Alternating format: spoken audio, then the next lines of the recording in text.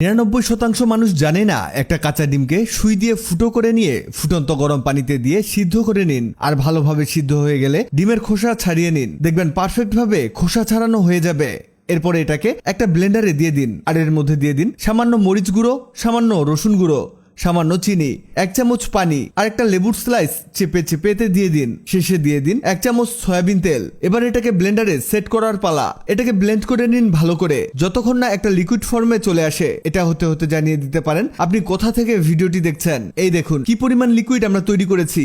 এবার এটাকে একটা বাটিতে ঢেলে রেখে দিন, এটাকে পরে কাজে লাগাচ্ছি। এবার একটা নুডলস নিয়ে নিন, নুডলসের মশলাটাকে কেটে এর মধ্যে ঢেলে দিন। এবার নুডলসগুলোকে গুঁড়ো করতে হবে। আপনি আপনার ফ্যামিলি মেম্বার অনুযায়ী নুডলসের প্যাকেট নেবেন। এবার এগুলোকে আস্তে আস্তে গুঁড়ো করতে হবে আর এগুলো গুঁড়ো হয়ে গেলে লাগবে আরেকটা ডিম।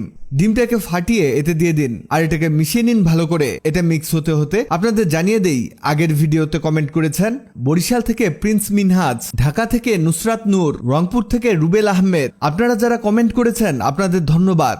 আমাদের এটা মিক্স করা হয়ে গেছে। এবার একটি কড়াইয়ে হালকা তেল দিয়ে দিব আর এই তেলটাকে প্যানের চারদিকে ছড়িয়ে দিতে হবে। তেলটা হালকা হিট হয়ে গেলে চামচের সাহায্যে ছোট ছোট করে অল্প অল্প নুডলস এতে দিয়ে দিতে হবে। এখানে ঠিক গোল শেপ করে দিয়ে দিবেন। এতটাই চমৎকার আর মুখরোচক খাবার তৈরি হবে যে আপনি অবাক হয়ে যাবেন। এটাকে এপাশ ওপাশ করে উল্টে পাল্টে ভেজে নিতে হবে। এই দেখুন আমাদের ভাজা প্রায় হয়ে গেছে। এবার এটাকে প্লেটে তুলে রাখবো। দেখলেন কত সহজে কত চমৎকার একটা নাস্তা তৈরি করে দেখালাম। এবার প্রথমে তৈরি করে রাখা মেয়োনিজটাকে এতে রাখবো। শুধু একবার এই মেয়োনিজটা দিয়ে নুডলসের এই রেসিপিটা খেয়ে দেখুন, আপনার জিভে জল চলে আসবে। একটার পর একটা খেতেই থাকবেন। ভিডিওটি আপনার কাজে আসবে, তাই দ্রুত খুঁজে পেতে টাইমলাইনে শেয়ার দিয়ে রাখুন। ভিডিওটি ভালো লাগলে লাভলি একদিন এমন সব তথ্যবহুল ভিডিও পেতে ন্যাচারাল বিউটি হ্যাক্সকে লাইক ও ফলো দিয়ে রাখুন।